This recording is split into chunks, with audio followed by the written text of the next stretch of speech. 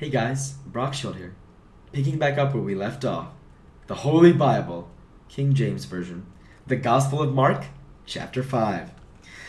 And they came over unto the other side of the sea, into the country of Gadarenes.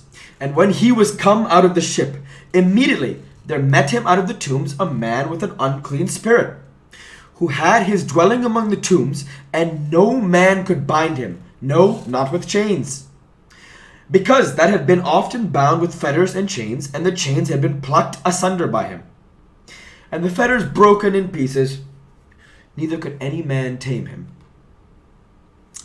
And always, night and day, he was in the mountains and in the tombs, crying and cutting himself with stones. But when he saw Jesus afar off, he ran and worshipped him, and cried with a loud voice and said, What have I to do with thee, Jesus, thou Son of the Most High God? I adjure thee by God, that thou torment me not. For he said unto him, Come out of the man, thou unclean spirit. And he asked him, What is thy name? And he answered, saying, My name is Legion, for we are many. And he besought him much that he would not send them away out of the country. Now there was nigh unto the mountains a great herd of swine feeding. And all the devils besought him, saying, Send us into the swine, that we may enter into them. And forthwith Jesus gave them leave, and the unclean spirits went out, and entered into the swine. And the herd ran violently down a steep place into the sea. They were about 2,000, and were choked in the sea. And they that fled the swine fled, and told it in the city and in the country. And they went out to see what it was that was done. And they come to Jesus, and see him that was possessed with the devil, and had the legion sitting and clothed, and in his right mind. And they were afraid.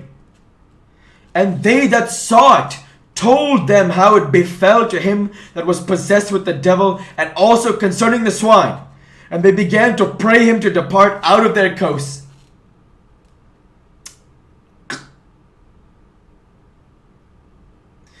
And when he was come into the ship, he that had been possessed with the devil prayed him that he might be with him. Howbeit Jesus suffered him not, but saith unto him, Go home to thy friends, and tell them how great things the Lord hath done for thee, and hath compassion on thee.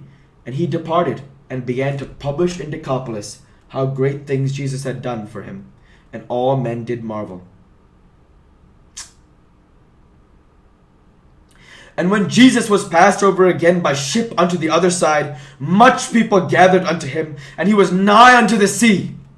And behold, there cometh one of the rulers of the synagogue, Jairus by name. And when he saw it, he fell at his feet, and besought him greatly, saying, My little daughter lieth at the point of death.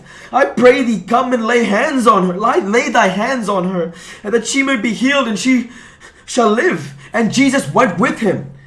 And much people followed him and thronged him. And a certain woman which had an issue of blood 12 years, and had suffered many things of many physicians, and had spent all that she had, and was nothing bettered, but rather grew worse. When she had heard of Jesus, she came in the press behind, and touched his garment. For she said, If I may touch but his clothes, I shall be whole. And straightway the fountain of her blood was dried up, and she felt in her body that she was healed of that plague. And Jesus, immediately knowing in himself that virtue had gone out of him, turned him about in the press, and said, Who touched my clothes? And his disciples said unto him, Thou seest the multitude thronging thee, and sayest thou, Who touched me? And he looked round about to see her that had done this thing. But the woman, fearing and trembling, knowing what was done in her, came and fell down before him, and told him all the truth. And he said unto her, Daughter, thy faith hath made thee whole. Go in peace, and be whole of thy plague. While he yet spake, there came from the ruler of the synagogue's house certain which said, Thy daughter is dead. Why troublest thou the master any further? As soon as Jesus heard the word that was spoken, he saith unto the ruler of the synagogue, Be not afraid, only believe. And he suffered no man to follow him, save Peter and James and John the brother of James. And he cometh to the house of the ruler of the synagogue, and seeth the tumult, and them that wept and wailed greatly. And when he was come in, he saith unto them, why make ye this ado, and weep? The damsel is not dead, but sleepeth. And they laughed him to scorn. But when he had put them all out, he taketh the father and the mother of the damsel, and them that were with him, and entereth in where the damsel was lying. And he took the damsel by the hand, and said unto her, Talitha cumi, which is, being interpreted, Damsel, I say unto thee, arise. And straightway the damsel arose and walked, for she was of the age of 12 years. And they were astonished with a great astonishment. And he charged them straitly that no man should know it, and commanded that something should be given her to eat.